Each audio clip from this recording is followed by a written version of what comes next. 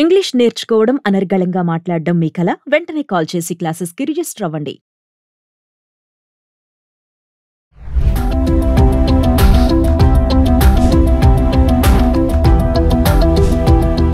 నమస్తే, welcome back to Suman TV. ప్రస్తుతం మనతో పాటు ఉన్నారు consumers affairs committee chairman Mandari Krishna Reddy గారు.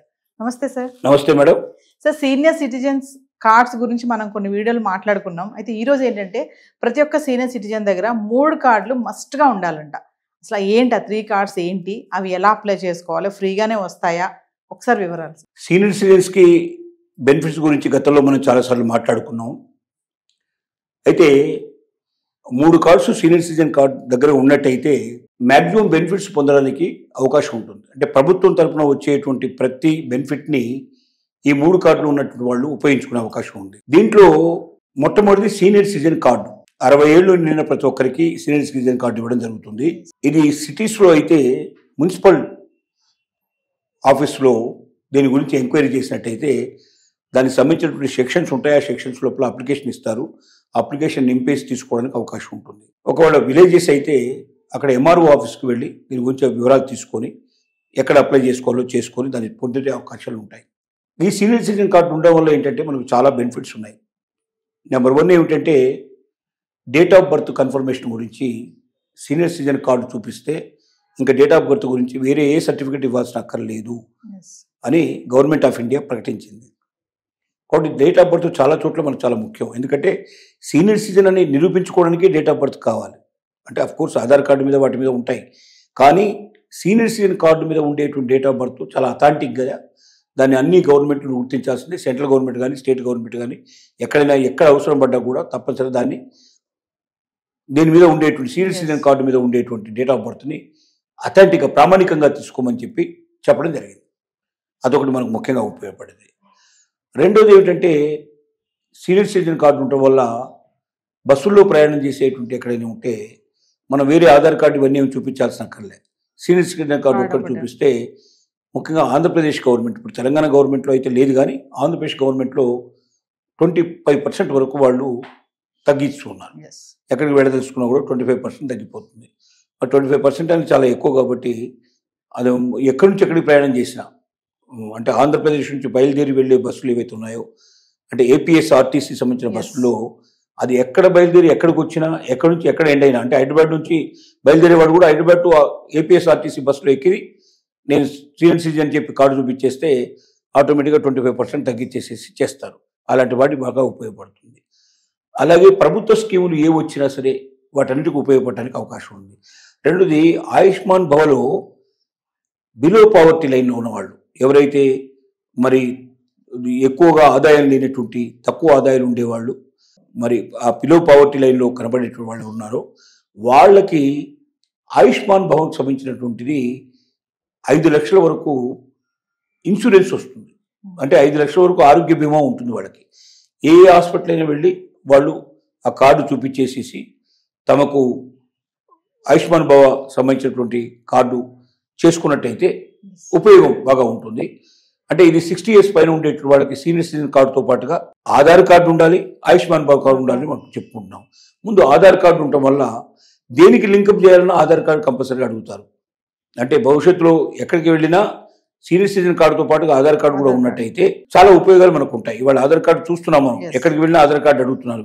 ఏ రిజిస్ట్రేషన్స్ చేయాలన్నా, ఇంకెక్కడన్నా చేయాలన్నా, ప్రభుత్వానికి సంబంధించిన ఏ పథకంలో అమలు చేయాలన్నా ఆధార్ కార్డు కంపల్సరీగా చూపించమని అడుగుతున్నారు.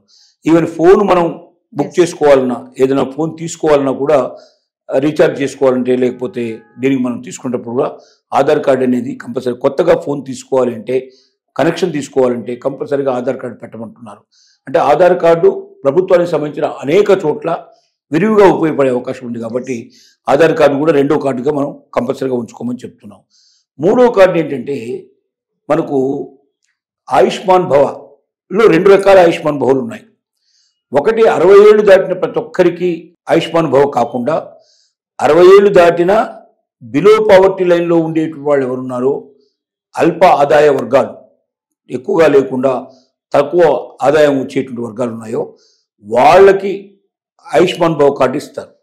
60 ఏళ్ళు దాటిన వాళ్ళకి అలా వాళ్ళు అప్లై చేసుకోవచ్చు. దీన్ని కూడా మనం ఎంఆర్ఓ ఆఫీసుల్లో కానీ లేదా మున్సిపల్ ఆఫీసుల్లో కానీ ఎక్కడ దీన్ని అప్లై చేసి తీసుకోవడానికి అవకాశం ఉంది.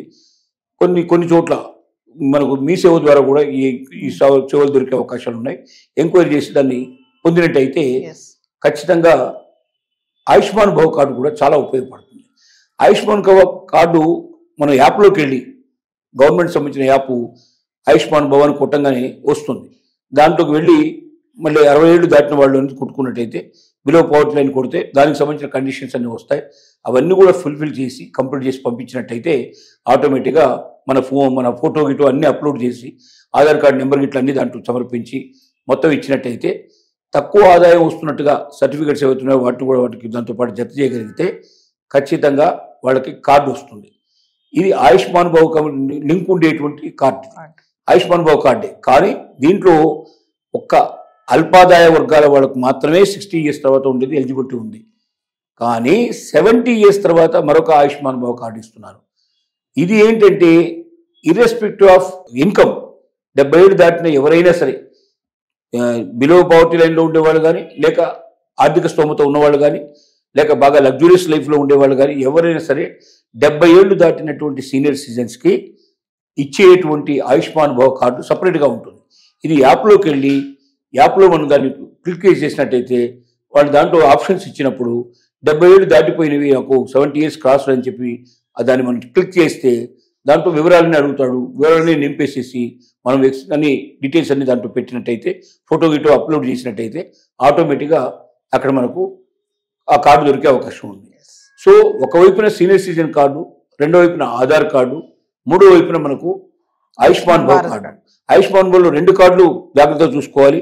ఒకటి 60 ఏళ్ళు వచ్చి నుంచి 70 ఏళ్ళ దాకా ఓన్లీ బిలో పవర్టీ లైన్లో ఉండే వాళ్ళకి మాత్రమే దొరికే కార్డు ఒకటి. 70 ఏళ్ళు దాటిన తర్వాత ఎవరైనా సరే, వాడు ఎంత ధనవంతుడైనా ఎంత పేదవాడైనా అతని ఇన్కమ్తో సంబంధం లేకుండా ప్రతి ఒక్కరికి దొరికేటువంటి కార్డు 70 ఏళ్ల తర్వాత ఉండే కార్డు. సో ఈ కార్డులు ఏవైనా సరే 3 కార్డులు ఉన్నవాళ్ళు మూడింటిని భద్రపరచుకొని, దీని ద్వారా ఈ 3 ఉంటే ప్రపంచంలో ఎక్కడికి వెళ్ళినా, అంటే గవర్నమెంట్ తరఫున జరగాల్సినటువంటి ఏ అయినా కూడా అన్నీ దీని ద్వారా వస్తాయి. ఇంటర్నేషనల్గా వెళ్ళేటువంటి ఏ సెమినార్స్ కానీ, వర్క్షాప్స్ కానీ, లేదా వీసా కోసం మనం వెళ్ళినప్పుడు కానీ, లేదా పాస్పోర్ట్ కోసం వెళ్ళినప్పుడు కానీ ప్రతి చోట ఇవి మనకు పనికొచ్చే అవకాశాలు ఉంటాయి. ఈ 3 కార్డులు ఉన్నట్టయితే నిశ్చలంగా ఉండి మనం ఎక్కడికైనా వెళ్ళినా విజయంగా మనం వెనక్కి రాగలుగుతాం. వేరే ఏ యొక్క సర్టిఫికెట్స్ లేకపోయినా ఈ 3 కార్డులు ఉన్నటువంటి వాళ్ళు సీనియర్ సిటిజన్స్ ప్రభుత్వం నుంచి వచ్చే ప్రతి స్కీమ్ని పొందగలిగి దాన్ని ఎంజాయ్ చేయగలిగే పరిస్థితి ఉంటుంది. కాబట్టి ప్రతి సీనియర్ సిటిజన్ ఈ 3 కార్డులు కలిగి ఉండడం అనేది చాలా ముఖ్యమైన విషయంగా మనం పరిగణించాల్సిన అవసరం ఉంది. Thank you sir.